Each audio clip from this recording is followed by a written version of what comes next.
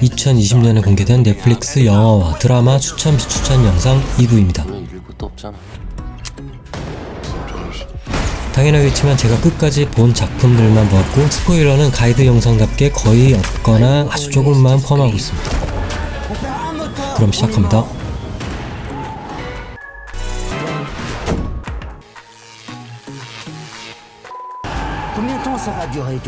태양을 마주하면 죽는다는, 오로지 어둠 속에서만 생존할 수 있다는 신선한 설정을 가진 디스토피아 생존 미스테리 스릴러물입니다. 내용을 떠나서 일단 설정만을 놓고 보면 굉장히 신선하죠. 작품은 태양을 피해서 계속 서쪽으로 이동해야 하는 비행기라는 제한되고 폐쇄적인 공간 안에서 대부분 진행됩니다. 그리고 어쩔 수 없이 한 배를 타게 된 다양한 사람들이 투닥거리는 게 주요 스토리입니다. 종말이라는 큰 시련보다는 인간사의 비중이 좀 더 크다고 볼 수 있죠. 그래서 어둠 속으로 시즌1은 극중의 재앙보다는 그 재앙으로 극단적으로 변화되거나 원래 그랬던 다양한 인간 군상들의 모습을 보는 게 이 작품의 감상 포인트입니다. 솔직히 말해서 스토리는 대부분 재미가 없거나 시시합니다. 극이 진행되면서 다양한 인물들의 배경을 그들의 플래시백으로 이야기하지만 조금 흥미로워 보일 뿐 현재 상황에 미치는 영향도 적거니와 단편적인 정보에 그칠 뿐입니다. 필요없는 장면들이 많은 거죠. 또한 인물들의 무의미하고 우스꽝스러운 갈등은 대부분 어이가 없고 때로는 스토리의 흐름마저도 깨버립니다. 생존물 특유의 손에 땀을 쥐게 하는 긴장감도 함께 날려버리고요. 당장 시급한 문제가 생존이고 지구의 종말을 피해서 달아나는 최악의 상황에서도 긴장감이 없다는 건 정말 큰 문제죠. 하지만 이러한 단점들을 상쇄하는 것도 앞서 얘기한 인물들입니다. 태양을 마주하면 죽는다는 엄청난 디스토피아적 긴장감을 바탕에 깔고 시시한 내용이지만 극중의 인물들이 만들어내는 갈등에 최대한 힘을 쏟는 거죠. 불가항력적인 자연재앙은 일종의 공포라고 할 수 있는데 속내를 알 수 없는 비행기 안의 사람들 또한 통제 불가능한 공포이자 불안으로서 묘사하는 겁니다. 그렇게 생사를 건 상황, 죽음에 직면한 절체절명의 상황에서도 그들의 변화하는 태도는 지구의 재앙만큼이나 위험해 보이고 한정된 공간은 활기 아닌 활기가 됩니다. 인물들이 과연 살아남을 수 있을까? 태양을 보면 어떻게 죽을까? 하는 종말에 대한 궁금증을 빌미로 캐릭터들을 가지고 장난을 치는데 이게 먹히는 겁니다. 어둠 속으로는 이렇게 뒤죽박죽인 캐릭터들이 단조롭고 시시한 스토리를 깨고 하드캐리하는 드라마입니다. 저는 이 작품을 추천하지도 비추천하지도 않습니다. 하지만 신선한 설정에 끌리시고 과학이고 뭐고 다 필요 없고 그래서 죽는 거야 사는 거야 라는 해답이 궁금하신 분들이라면 추천드립니다. 그리고 딱 보니까 시즌2도 나올 것 같습니다. 흔히들 동물 애호가라고 불리는 사람들의 이야기입니다. 동물들에 대한 애정을 시작으로 오 이런 사람들도 있네? 라는 독특함과 신기함, 하지만 뒤로 갈수록 세상이 맙소사 이런 사람들이 있어? 라는 막장 같은 실화를 담은 다큐멘터리 같지 않은 다큐멘터리입니다. 타이거킹은 빅캣이라 불리는 매우 크지만 고양이과에 속하는 동물을 기르고 그 동물에게 중독된 인물들이 주인공입니다. 그들이 동물을 기르게 된 이유부터 그들이 운영하는 사설 동물원까지 많은 부분들을 사실적으로 그렸습니다. 그리고 일반인들은 모르는 그들의 비밀스러운 내막과 더러운 이면들을 당사자들 혹은 내부자들의 인터뷰를 통해서 독특하게 진행됩니다.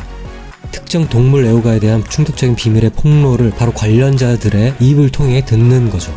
또한 나오는 사람들 모두가 자신의 관점과 자신의 시점에서 얘기하고 이 다큐의 제작진들은 그 누구도 옹호하지 않고 한가운데서 그들의 이야기를 전달합니다. 범죄에 가까운 악행이나 통제되지 않은 못된 모습들을 가감없이 보여주면서도 내레이션 같은 직접적인 개입 없이 논쟁의 당사자들의 입을 통해서 영리하게 전달만 하는 겁니다. 이 다큐는 무려 5년간 촬영되었습니다. 그리고 매우 훌륭하면서 독특합니다. 큰 고양이들을 원없이 볼 수 있는 장점도 있지만 광기에 가까운 인물들의 이야기를 보는 맛이 좀 더 큽니다. 매회 새로운 인물들이 등장하고 그들의 이야기는 한순간도 눈을 떼지 못하게 합니다. 예를 들면 미쳤다고 할 수 있는 이야기들이 멈추지 않고 매회 계속 나옵니다. 호랑이를 좋아하는 미친 인간들이 아닌 미친 인간들이 호랑이를 좋아한다고 해야 맞을 것 같습니다. 이 드라마에서는, 아니요 이 다큐에서죠. 결론은 타이거킹 강추합니다.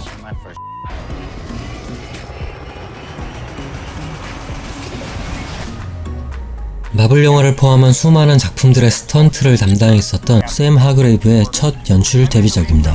또한 마블로 유명한 조 루소가 각본을, 크리스 햄서스가 주연을 맡은 나름 블록버스터입니다.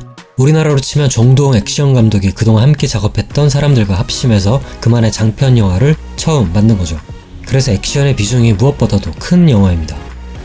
어느 범죄 조직의 우두머리는 자신의 아들이 라이벌 조직에 의해 납치되는 상황이 발생하고, 이 우두머리는 자신의 아들을 구하고자 어느 용병 집단에게 자신의 아들의 탈출을 의뢰합니다.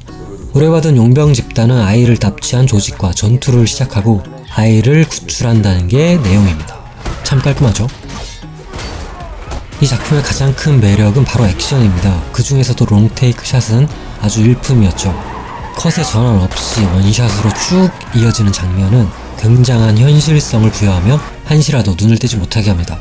컷의 끊어짐이 없다는 건, 즉 리얼타임, 편집 없이 시청자들과 동일한 시간의 흐름으로 전개되기 때문에 그 현실성이 크게 부여되는 거죠. 정말 대담하고도 멋진 연출입니다.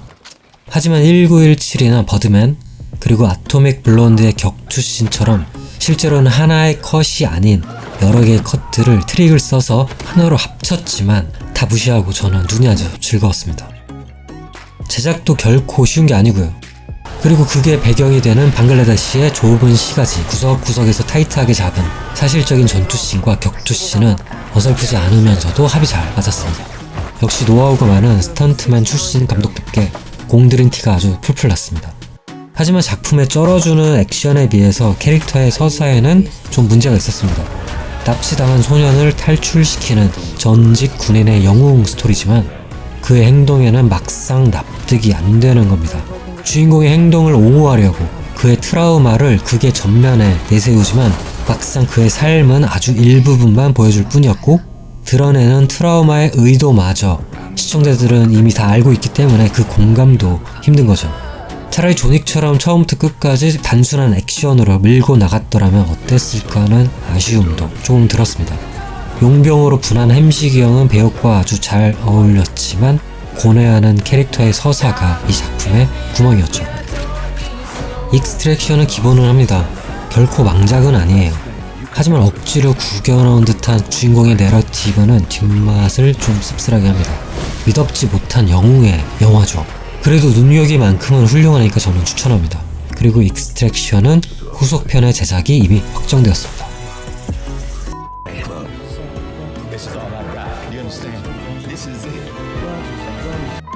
영화 음악들이 작품에서 주로 극적인 효과 또는 감정을 고조시키는 보조적인 역할을 했었다면, DLD는 음악을 주요 소재로 하여 눈과 귀를 함께 자극하는 마치 예전 HBO 작품이었던 트레메가 떠오르는 매혹적인 음악 드라마입니다.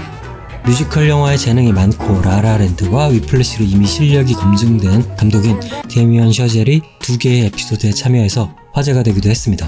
하지만 만약 라라랜드 스타일을 기대하고 보신다면 실망할 수도 있는 완전히 다른 작품입니다. DLD는 과거에 블루노트 소속의 유명 아티스트였고, 현재는 파리에서 재즈 클럽을 운영하고 있는 엘리엇 우도라는 인물을 중심으로 진행됩니다. 그리고 그의 딸과 그가 소유한 재즈 클럽 밴드의 구성원, 범죄와 연관되어 안타까운 죽음을 맞이한 그의 절친 등 다양한 인물들의 이야기를 담습니다. 음악이 항상 존재하지만 그 음악을 사랑하는 다양한 사람들의 삶까지도 함께 얘기하는 드라마입니다. 총 8개의 에피소드는 작품 속 음악의 장르인 재즈와 구조적으로 유사합니다. 주인공인 엘리엇 우도는 작품 전반의 스토리를 이끌지만 각각의 에피소드는 재즈의 즉흥 연주, 즉 솔로 연주와 비슷하게 주변 인물들의 관점에서 펼쳐지는 다양한 삶들을 마치 독립된 영화처럼 재생합니다. 에피소드들의 제목도 등장인물들의 이름과 같고요. 음악을 사랑하지만 음악이 유일한 생존 수단이자 존재의 이유가 되는 뮤지션들, 그들의 화려한 모습 뒤에 고독과 슬픈 이면들을 보여주는 장면들은 많은 부분 감성을 자극합니다. 또한 그들을 통해서 우리가 흔히 알던 파리의 관광지들이 아닌 알려지지 않은 파리의 거리들과 오밀조밀한 생활 환경들도 풍부하게 묘사합니다. DLD는 실제 아티스트들의 연주뿐만이 아닌 실제 연기에도 참여했습니다. 그래서 연기는 조금 어색해 보일 수도 있지만 극 중의 라이브 장면들은 굉장히 생동감이 넘칩니다. 사실적이죠. 또한 8개 에피소드 모두가 기존에 존재하는 음악들의 커버가 아닌 새롭게 창작된 음악들이고 그래미상 수상과 오스카 음악상 후보에도 올랐던 글렌 발라드와 랜디 커버가 만든 음악들은 작품을 더욱 돋보이게 합니다. 참고로 랜디 커버는 라라랜드에서 피아노로 참여를 했었던 연주자입니다. 하지만 작품의 장점이자 약점이 바로 재즈라는 장르입니다. 재즈는 아주 오래된 장르이지만 아직까지도 비주류라 할 수 있고 그렇게 많은 사람들의 이해는 부족한 편이라 D.A.D의 가장 큰 장점인 음악적인 즐거움을 오롯이 느끼지 못할 수도 있습니다. 그리고 때때로 드라마 음악이라는 일관된 배열처럼 여기서는 음악이 나오겠구나 하는 지점에서 정확하게 재생되는 음악들이 너무 뻔한 구조를 갖고 있어서 가끔은 지루함이 동반되기도 했습니다. 반복적이죠. 그래서 저는 재즈 씬에 관심이 많고 혹은 재즈를 알고 싶고 음악을 아주 좋아하시는 분들이라면 D.A.D를 추천합니다. 어디 있든 벗어날 수 없어. 코로나 때문에 극장 개봉이 미뤄지면서 우여곡절 끝에 결국 넷플릭스로 방영된 사냥의 시간입니다. 파수꾼이라는 멋진 데뷔작으로 충무로의 혜성처럼 등장했었던 윤성현 감독의 신작이고 유명한 배우들만큼이나 오랜만에 만나는 윤성현이라는 타이틀이 그 기대감을 더욱 크게 만들었던 작품이기도 합니다. 사냥의 시간은 앞날의 꿈이나 희망이 보이지 않는 시대에 사는 젊은 친구들이 조폭들을 운영하는 불법 도박장을 털면서 그 조폭들이 고용한 살인마와 쫓고 쫓기는 내용을 그린 스릴러 장르의 영화입니다. 그리고 한국에서는 거의 없다고 봐도 무방한 디스토피아를 배경으로 하기 때문에 낯설지만 매력적이고 인상적인 경험을 함께 제공합니다. 하지만 이게 거의 전부입니다. 공간 혹은 이미지에 많이 집중한 건지 아니면 여기에만 욕심을 낸 건지 스토리와 캐릭터에는 힘이 없습니다. 물론 초반부까지는 좋았습니다. 앞에서도 언급했지만 차가운 톤으로 그려진 서울의 모습은 보는 맛이 있었고 검증된 배우들의 연기는 그저 즐기면 되는 거였죠. 하지만 디스토피아답게 그에 어울리는 독특한 세계관 없이 단순히 공간만으로 이용될 뿐이었고 도둑질과 도망이라는 단순하지만 그래도 흥미로운 플롯이 만들어내는 긴장감도 아주 적었습니다. 특히나 뭐든 씹어먹을 것 같았던 야망 넘치는 초반의 캐릭터들이 이해할 수 없는 순진함 혹은 무지를 드러내는 장면들은 치명적이었던 초반 서사를 아주 실망스럽게 만듭니다. 애들이 발전이 없어요. 게다가 이들을 추적하는 살인마까지 이상합니다. 분위기가 압도적이지도 않고 무섭지도 않습니다. 저는 처음에 김재혁인 줄 알았습니다. 코엔 형제의 노인을 위한 나라는 없다의 추적자이자 살인마인 안톤 슈거가 대신해서 나와줘야 할 것 같았습니다. 물론 저의 예시가 좀 과도해 보일 수도 있습니다. 하지만 이런 예시가 생각나는 것처럼 사냥의 시간은 이야기의 접근 방법이 새롭지가 않아서 캐릭터들로 하여금 좀 약한 이야기를 흔들어서도 안 되고 늘어져서도 안 되는 거였죠. 스릴러 장르에서 시간이란 별 5개를 줘도 모자란 아주 중요한 요소이고 한정된 시간 안에서 모든 캐릭터들은 빠지게 절실해야 합니다. 하지만 사냥의 시간 속 시간은 널널해 보였고 파수꾼에서 보여준 윤성현 감독 특유의 시선은 이 작품에서 매우 없거나 적었습니다. 만약 캐릭터들 사이에 분명 존재하지만 눈에 쉽게 보이지 않는 위계 질서나 파수꾼처럼 특별한 그들 사이의 구도를 작품에 넣었더라면 어땠을까 하는 아쉬움이 개인적으로는 좀 남습니다. 윤성현 감독이 이런 디테일은 아주 잘 살리거든요. 사냥의 시간은 제가 안 좋은 이야기만을 계속했지만 그 바탕에는 작품에 대한 아쉬움이 깔려 있습니다. 굉장히 기대를 했었거든요. 그리고 많은 분들이 저와 비슷한 마음이 있으리라 생각합니다. 벗어날 수 없어.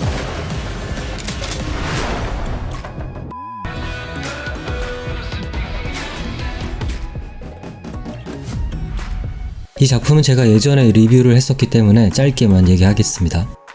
인간 수업은 조건 만남, 즉 성매매라는 자극적인 소재를 바탕으로 한 10대 청소년들의 범죄물입니다. 장편 영화가 아닌 연속되는 드라마로서는 한국에서 제작되기 힘든 소재죠. 모순적인 캐릭터, 비틀어진 스토리, 딸것과 같은 정제되지 않은 대사들, 그리고 조금의 코미디가 섞인 오락성, 백유리를 연기한 박주연이라는 좋은 배우의 발견까지 아주 괜찮고 센 드라마입니다. 인간 수업의 장점은 충격적인 시나리오 혹은 젊은 배우들과 노련한 배우들의 조합도 있지만 제가 생각하는 가장 뛰어난 부분은 바로 대사입니다. 실제 10대 청소년들의 언어를 그대로 옮겨왔다고 해도 과언이 아닌 대사들은 성인들의 귀에는 가벼워 보이거나 남녀노소 모두를 충족시키기에는 어렵겠지만 그럼에도 불구하고 대사는 이 작품의 척추와도 같습니다. 대사는 극중의 모순적인 인물들을 가장 잘 표현하는 방법이자 그들을 만드는 사리였습니다. 그리고 대사 속에는 흔한 말로 뼈때리는 내용도 많았고요. 충격적인 소재로 관심을 끌었고 그 소재를 잘 활용한 데에는 바로 대사가 중심에 있는 겁니다. 자세한 내용은 별도 리뷰를 참조하시면 좋겠고요. 인간수업 저는 추천합니다. 아니 왜 오냐고 갑자기? 너 조울증이야?